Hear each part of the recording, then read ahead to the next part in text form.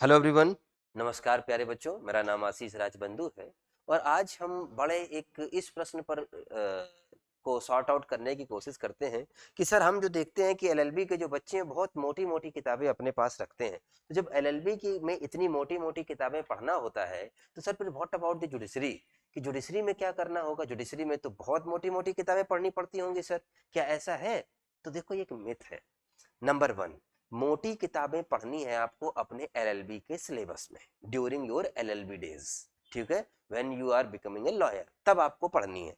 एक बात को समझो, मैं I am a law teacher, है ना। मैं बच्चों को पढ़ाता हूं तो मैं बच्चों को क्या पढ़ाता हूं इस पर जरा फोकस करो। मैं बच्चों को पढ़ाता हूं बेयर एक्ट। ठीक है, यानी what I am doing basically, मैं भी बेयर एक्ट का विश्लेषण करके आपको बता रहा हूं कि इस बेयर एक्ट की लाइन में इसका ये संदर्भ ये अर्थ निकल रहा है। यानी मैं आपको क्या पढ़ा रहा हूं, बेयर एक्ट।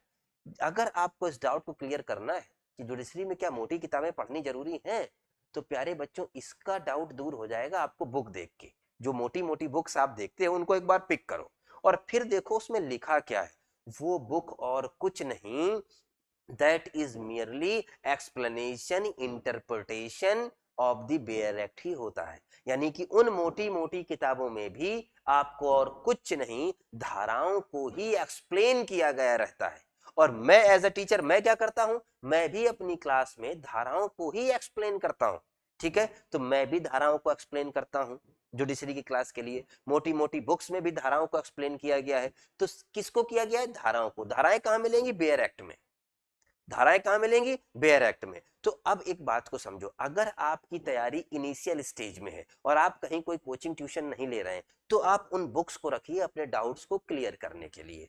ठीक है, अगर आपने पढ़ाई अपनी शुरू कर दी तो अपनी फुल डिपेंडेबिलिटी आपको ले जानी होगी बेयर एक्ट्स की तरफ। एक बात गांठ बांध लीजिए आप लोग कि आप लीगल फील्ड में सफलता तभी पाएंगे when you have good command over the bare act. Judiciary में आप जज तभी बनेंगे जब आपकी गुड कमांड होगी बेयर एक्ट में। आपका प्रीलिम्स तभी निकलेगा जब बेयर एक्ट आपके टिप्स पे होगा। आप मेंस तभी सॉर्ट आउट कर पाएंगे जब बेयर एक्ट की लैंग्वेज में से कुछ अंश आपको याद होगा।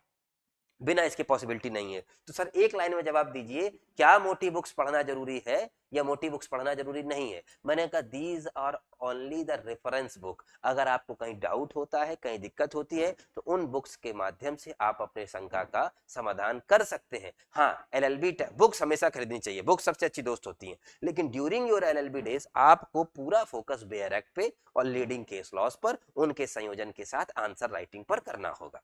ठीक है, हाँ, लेकिन इसका मतलब ये नहीं कि आपको बेयर एक्ट अपने पास रखने, मोटी बुक्स जिन्हें हम सो कॉल्ड मोटी बुक्स बोलते हैं उन्हें अपने पास रखना ही नहीं है, ऐसा कतई नहीं है। बुक्स हमेशा आपके पास एज अ रेफरेंस होनी चाहिए जब भी आपको दिक्कत लगे, ताकि उनको आप खोल लें और पढ़ के अपने डाउट्स को क्लियर कर सकें। तो जब आप एलएलबी करने जाएं तब तो आप जरूर हर बुक सब्जेक्ट की बुक्स को खरीदें और उस समय आपके पास एम्पल टाइम होता है, हर सेमेस्टर में 6 माह होते हैं, तो उन बुक्स से अपनी पढ़ाई करें, अपने नोट्स बनाएं। उससे आपको एक ओवरव्यू किसी भी सब्जेक्ट का बड़े बेहतर तरीके से मिलेगा। ये तो बात हो गई। और रही बात जुडिशरी के लिए, तो जुडिशरी का की है, जुडिशरी का की जो है वो है आपका बेयर एक्ट और लीडिंग केस लॉस। ठीक है, तो अगर आपको बेयर एक्ट पता है तो आपका प्री भी निकलेगा, अगर आपकी बेयर एक्ट पे कमांड है तो आपका मेंस भी निकलेगा और आप साक्षात्कार में पूछे जाने वाले प्रश्नों का भी जवाब दे पाएंगे। तो मेरी बात मानो, जो भी सिलेक्टेड है, टॉपर है, उनकी दोस्ती बेयर एक्ट से ही है, बाकी सब मिथ है। तो न्यायिक सेवा क्लियर होगा सिर्फ बेयर एक्ट के माध्यम से ही, अन्यथा नहीं। ठीक है, तो बेयर एक्ट पर फोकस करें और बुक्स को एज अ रेफरेंस अपने पास जरूर रखें। बुक्स दोस्त होती हैं, दुश्मन नहीं। बुक्स का घर में होना कोई बुरी बात नहीं है। धन्यवाद।